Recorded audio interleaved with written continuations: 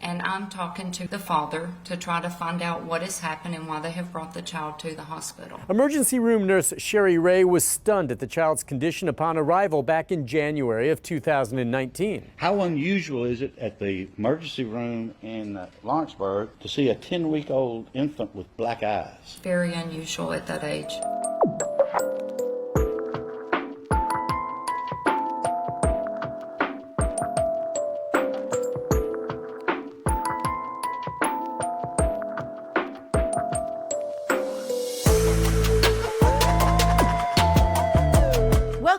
Welcome back. I'm Cassie, and this is Wicked World.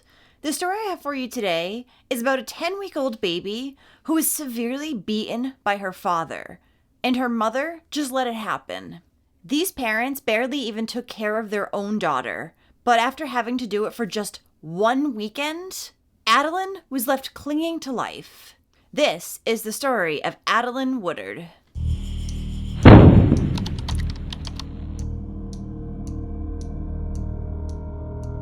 Baby Adeline was born on November 9th, 2018 to her parents, Brooklyn Tidwell and Michael Fiser.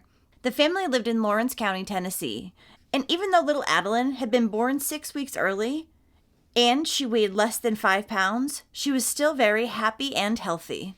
So Adeline was only 4 days old when she essentially began living part-time with her great-aunt and uncle, Tara and Trevor Woodard.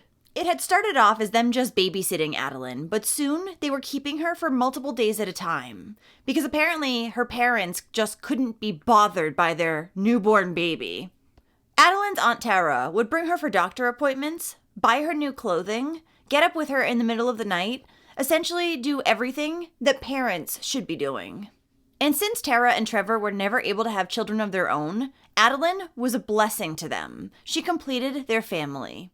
Now, since Adeline's health and safety were her aunt and uncle's number one priority, when her parents asked them to take her one weekend, they told them that she'd be better off staying with them because both of them were very sick. They thought they were doing the right thing by not spreading the germs to the baby. But then they would regret this decision because the very next day, on January 26th, 2018, Tara received a phone call from Adeline's mother, Brooklyn. When Tara answered the phone, she noticed that Brooklyn sounded worried, and then she told her that she needed to get down to Vanderbilt Children's Hospital as soon as possible. Brooklyn told her that she was there with Adeline, and she wasn't sure if the baby girl was going to make it or not.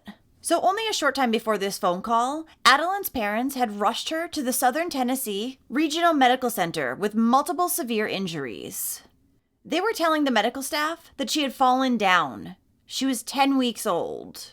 Later, Michael reportedly told the staff that he was actually carrying Adeline and he fell down on top of her. But when the doctors and nurses looked at little Adeline, they knew this was not an accident. She was covered in blood, suffering from a head wound, 9 broken ribs, broken arms, internal bleeding, swelling of the brain bleeds, and she had bruises all over her body.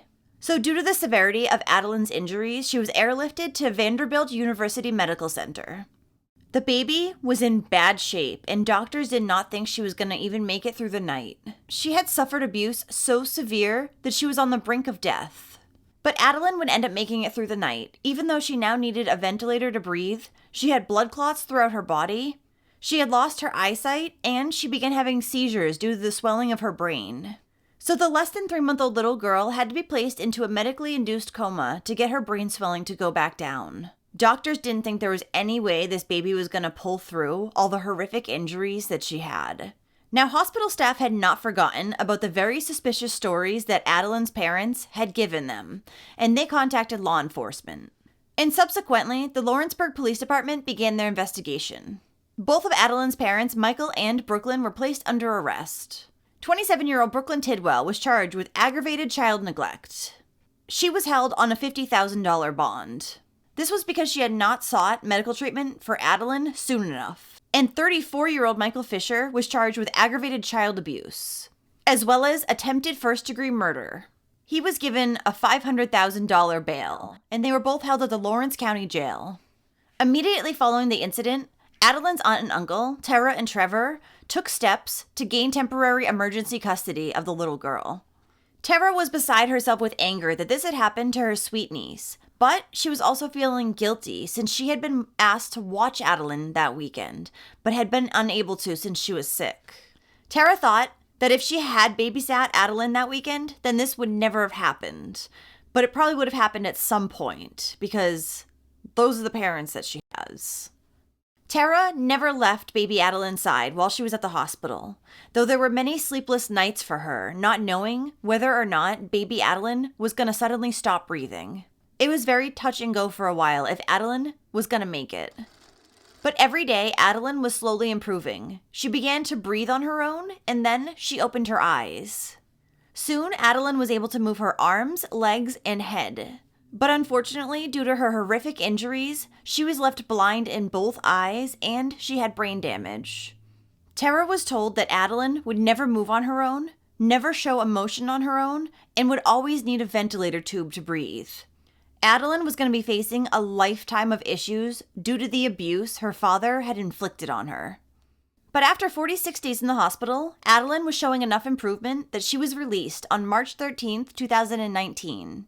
So doctors had thought that Adeline would not be able to move on her own or show any emotion, but they were very wrong. Within a few months of her discharge from the hospital, Adeline had done both, and she was growing stronger every day. She was doing so much better than anyone ever thought she would. Good stuff, princess. You gonna talk to me about it? You gonna talk to me about it? What are you singing? Oh, you're gonna sing me a song. That'd be better.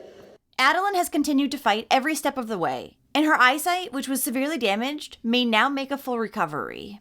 6 months after bringing her into their home full-time on September 20th, Tara and Trevor officially made Adeline their daughter and adopted her. She became Addilyn Woodard.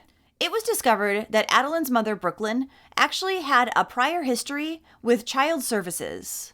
Previously, they had removed 2 other children from her care before Adeline was born.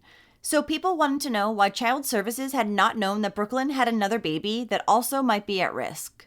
But the thing is, Child Protective Services does not monitor adults. So they would not have known that Adeline was born because the cases for her other 2 children would have been closed out after 6 months. So they would have no way of knowing that she had another child. There was no tabs being kept on her. That is, unless someone had actually filed a report in regards to Adeline's health or well-being, which nobody had. So Adeline's biological father, Michael, went to trial in August of 2021, though it had been moved from Lawrence County, Tennessee to Lincoln County after Michael's public defender requested a change of venue due to pretrial publicity. Now, in order to convict him of attempted first-degree murder, the prosecution would have to convince the jury that Michael had wanted to kill his baby girl. The district attorney would say this was one of the worst cases he had ever seen in his over 20 years as a prosecutor. To everyone's surprise, during Michael's trial, he would enter a guilty plea to his charge of aggravated child abuse, though he was still maintaining his innocence on his attempted first-degree murder charge. Michael testified in his own defense, saying that he had not meant to kill Adeline. He did admit, however, that he had gotten upset over the baby's constant crying, and that had caused him to assault her. He tearfully said during his testimony that he had been holding the baby when he tripped and fell. Adeline began crying, and this angered him. So he struck the infant 2 or 3 times in the head. He also shook her, slammed her into his chest, and slammed her into the couch. During his testimony, Michael even said that Adeline had looked at him like, "Why are you doing this?" But yet he continued. The emergency room nurse who had treated Adeline also testified during Michael's trial. She said she had been stunned by the baby's condition when she arrived at the hospital. She said it was highly unusual for a baby of that age to have a black eye for any reason, so she immediately was suspicious of the parents. Adeline's new mom, Tara Woodard, told the jury that life is still a struggle for Adeline, who is blind and suffers from constant seizures. She said that the little girl has breathing issues, and if a tracheotomy ended up being needed, but didn't end up working, she would lose her little girl. Tara said, "God saved her once and God can save her again, but do we know how long she can live to see her 5th birthday or her 10th birthday? A doctor who was testifying at the trial said that Adeline would never be able to live a full life. She was now so fragile that there were concerns that she would succumb to her injuries within the next year and die. But after only 2 hours of deliberation, the jury returned with a guilty verdict for attempted first-degree murder. They believed that Michael had wanted to kill his daughter, and his actions were premeditated. The judge then sentenced Michael Fiser to serve one 25-year sentence on each of his charges.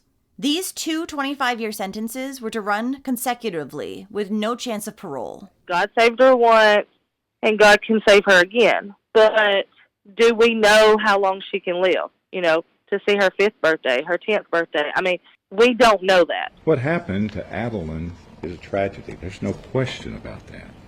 And the person responsible for those injuries is sitting right there, Michael Fiser. Adelyn's biological father, Michael Fiser, pleaded guilty to aggravated child abuse. He testified at trial to becoming angry over the crying and beat Addilyn, but denied intending to kill her. The jury didn't buy it and convicted Fiser of attempted first-degree murder. The judge will sentence Fiser, who faces a maximum of 50 years in prison for the 2 crimes. He has to live in the penitentiary every day. Come Judgment Day, he will get his payback. It's justice for baby Addilyn Woodard says a message to others who may think of hurting a crying child. Let them cry. Don't get angry. Do not get angry and put your hands on a child. That child is innocent. Now, shortly after her arrest, Adelyn's mother, Brooklyn, had posted her $50,000 bail. Brooklyn Tidwell bonded out of the Lawrence County Jail yesterday.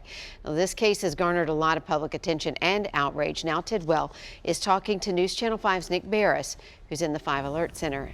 Nick, what'd she have to say? Yeah, Amy, we have this exclusive interview. Now, I spoke with Tidwell by telephone, and among other things, she's telling me right now that she's getting an awful lot of death threats, all right, as this case moves forward. Now, Tidwell is charged with aggravated child neglect in connection with what happened to her daughter, Adeline. Again, you're right, a lot of people following this story. Now, this past January, the child was rushed to the hospital with life-threatening injuries, the results, police say, of an absolutely awful beating. You see here in these photos, she's recovered quite a bit. Adelyn's father, Michael Fiser, is charged with attempted homicide. Now, Tidwell tells me she had nothing to do with the abuse, that she was asleep and did not know that it was happening. She also says that she will be fighting the criminal charges and wants to clear her name. And there's this. Tidwell says she does also hope to one day get back and be with her daughter. However, only a few months after that, she was arrested again for shoplifting. Brooklyn was set to stand trial in December of 2021 for her charge of aggravated child neglect. However, a month before her trial was set to start, she took a plea deal. That plea deal gave her only 3 years of probation. Then, she entered into a best interest plea on her charge of robbery, and she was given 6 years of probation, no jail time. But then, in May of 2022, she was again arrested, this time on drug and drug paraphernalia possession charges. And since she was on probation, the judge ordered that she serve her 9 years of probation in jail instead. Tara said it's a huge relief that she's been sentenced to the 9 years in prison, and it's more justice for Adeline. Both Michael and Brooklyn are also forbidden to ever have contact with Adeline again. When news of Adelyn's hospitalization broke out, the Woodards had tons of support in the forms of cards and letters from all around the country, as well as the world. And they also received a ton of support from their community in Mount Pleasant. They hosted a chili supper for them, as well as sold t-shirts and stickers to help raise money for Adelyn's medical costs, as well as any other costs that may arise. On the night of Adelyn's first birthday, after her unicorn party had come to an end, she attended the Southern Fall Brawl Demolition Derby with her parents. The event benefited multiple organizations that all focus on helping children who have survived abuse. That night, Adeline was recognized in front of a large crowd for how far she had come. And then, to celebrate her first birthday, the Advocacy Center put together a big gift basket for her to bring home. A friend of Tara and Trevor, who was also driving that night, dedicated his drive to Adeline. And he had Adeline Strong decals all over his car, as well as a giant picture of her on top of his car. The sweet girl is now doing well. She has a wonderful, loving family, and she is going to school. Adeline has made a lot of progress. She can now move her legs, show emotions, and let her parents know what it is she needs. Her personality shines through every day, even though she still is unable to walk or talk. Adelyn's new mom and dad hope that maybe one day her eyesight will come back completely, but right now there has been much improvement. And while Addilyn can't see her parents clearly, her eyes are seeing lights, movements, and some objects. And though the little girl continues to have seizures daily, there are not as many as she had before. The now 5-year-old Addilyn absolutely loves being in the water, going to her dad's car races, listening to music, going to school, and being held and loved. But Addilyn hates it when it's too quiet and no one's talking to her. She just loves attention, has a lot of sass, and is very social. The little girl has even participated in a few beauty pageants, and she loves to go on vacations with her family. Tara tries to give Addilyn the most normal life that she possibly can. Well, thank you for listening to all of Addilyn's story today. I am so happy this little girl pulled through all her horrific injuries and is now doing better than doctors ever expected her to. On top of that, she seems to have a very loving home. But it is still sad to know that she'll never live a normal life because of those monsters that abused and neglected her. All because they couldn't handle their own newborn baby for a few days. So if you do like true crime and you want to hear from me, then don't forget to hit that subscribe button below and turn on your notifications too, so you'll know when I upload a new video, which is 2 to 3 times every week. Thanks for watching A Wicked World today. Until next time, take care guys. Bye. Thank you for being patrons of A Wicked World. Adina, Alana, Allie, Amanda, Amberly, Amy, Angela, Angie, Brandy, Brother Mike, Carrie, Catherine, Cecilia, Celia Cruz, Claire, Danielle, Danny J, Drew, Eric, Frank, Georgia, Haley, Hanorama, Hannah, Jackie, Jen, Jennifer, Josie, Kara, Christy, Kristen, Lori, Marion, Mary, Mel, Mimi, MJ Kelly, Neoma, Nikki, Owen, Ray, Robin, Sharon, Starlit Sky, Stephanie O, Stephanie T, Susan, Suzanne, Tamra, Tammy B, Tammy S, Tracy UK, and Whisper216. You guys rock. Now, there's even more of A Wicked World on Patreon. So check it out at patreon.com/awickedworld or use the Patreon app.